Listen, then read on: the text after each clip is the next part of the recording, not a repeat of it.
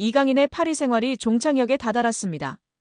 챔피언스리그 우승을 거머쥔 파리 생제르맹이 선수단을 개편할 것으로 점쳐지면서 확실한 2명의 방출 명단을 공개했습니다. 프랑스 매체 최고의 공신력을 인정받는 프랑스 레퀴프는 PSG가 이강인 곤살로 하무스의 올여름 이적을 허용했다. 두 선수 모두 이번 시즌 출전 시간 적었다.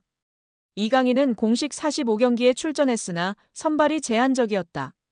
특히 유럽축구연맹 챔피언스리그에서 4경기에 선발로 나섰다. 16강 이후에는 단 한 번도 선발 출전이 없다고 보도했습니다. 이강인의 이적설이 이어지고 있습니다. 아스널, 맨체스터 유나이티드 등 프리미어리그 명문 구단뿐 아니라 어린 시절을 보낸 스페인 리그 복귀 가능성도 거론됩니다. 아직 구체적인 이적 협상은 진행되지 않은 상황인데요. 국내 매체 스포츠 경향 보도에 따르면 이강인 본인이 PSG를 떠나고 싶어 한다고 합니다. 구단이 이강인이 싫어서 방출하려는 것이 아니라 선수 본인이 팀을 옮기고 싶다는 이야기를 지인들에게 하고 있다고 합니다. PSG는 세계 최고 부자 구단 중 하나입니다. 카타르 정부 산하 투자기관 카타르 스포츠 인베스트먼트가 구단을 소유하고 있습니다. 이강인 연봉도 약 100억 원 수준으로 알려져 있습니다. 이처럼 안정적인 환경을 벗어나려는 이유는 무엇일까요? 아이러니하게도 너무 안정적인 환경이 자기 발전에 더 이상 도움이 되지 않기 때문입니다. PSG는 프랑스 리그 1에서 압도적인 전력을 자랑합니다. 최근 11년 동안 9번 우승했고 선수단 전체 시장 가치는 9억 2,350만 유로 약 1조 4,800억 원으로 세계 6위입니다. PSG보다 시장가가 높은 구단은 맨체스터 시티, 레알 마드리드, 아스널, 바르셀로나, 리버풀 뿐입니다. 그러나 유럽 대항전에서는 기대에 못 미쳤습니다. 챔피언스리그 우승은 없고 최고 성적은 2019년도 시즌 준우승입니다.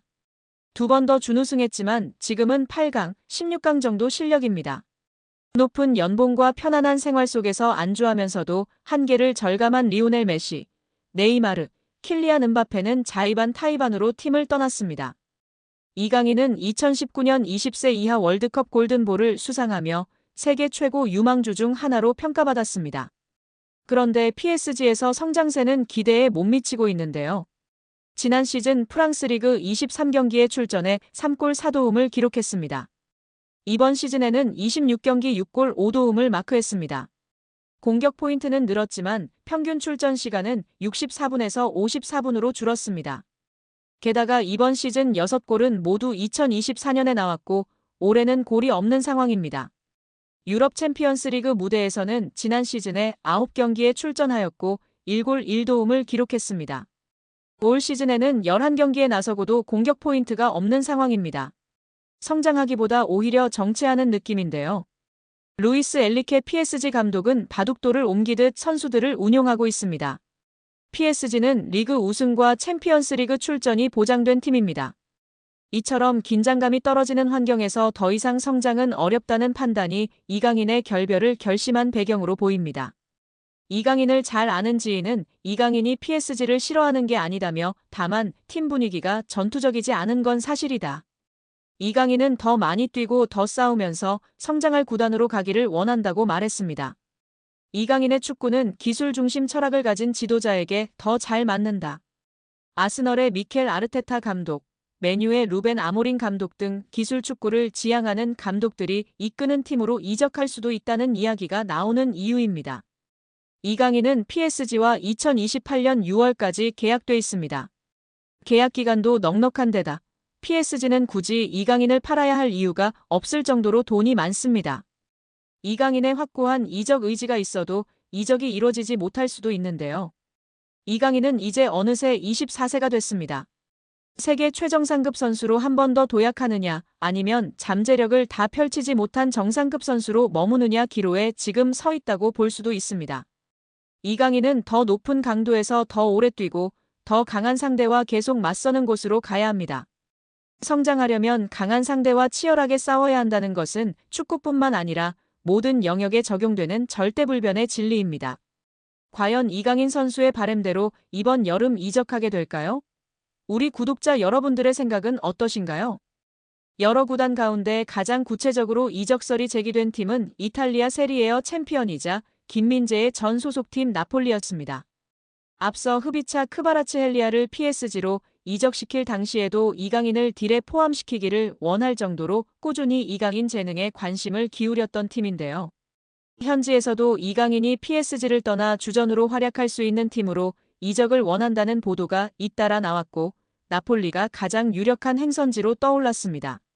나폴리뿐만 아니라 수많은 이적설이 더해져 이강인의 이적은 기정사실처럼 보였습니다.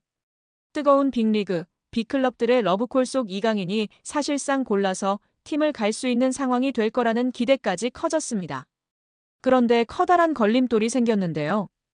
PSG가 책정한 이강인의 이적료가 무려 4천만 유로 약 621억 원에 달한다는 점입니다. 2년 전 PSG가 이강인을 마요르카에서 영입할 당시 들였던 이적료 2,200만 유로 약 342억 원의 2배 가까운 수준으로 폭등했습니다. 어느 구단이든 부담스러울 수밖에 없는 액수이기도 합니다. 이강인 영입에 오랫동안 공을 들였던 나폴리마저도 4천만 유로의 이적료엔 난색을 표하고 있는 것으로 전해졌습니다. 4천만 유로는 나폴리 구단 역사상 세 번째로 높은 이적료 지출이기도 합니다. 세리에 A 정상에 올랐던 지난 2024년도 시즌에도 나폴리 구단이 선수 영입에 가장 많이 들인 이적료 지출은 3,500만 유로 약 543억 원이었습니다. 나폴리뿐만 아니라 다른 구단들 역시도 부담 없이 결정을 내릴 수준의 이적료가 아닙니다. 우선 나폴리와 PSG 구단 사이에 협상 테이블이 차려지겠지만 PSG는 급할 이유가 없습니다. 아직 이강인과 계약이 3년이나 남은 만큼 이적이 쉽지 않다면 헐값 이적 대신 요긴한 로테이션 자원으로 이강인과 동행을 이어갈 수도 있습니다. 루이스 엘리케 PSG 감독도 이미 이강인을 측면 공격수나 중원, 심지어 제로톱 역할까지 맡기며 다양한 포지션으로 기용한 바 있습니다. 백업 역할을 맡기기에 더 없는 존재입니다.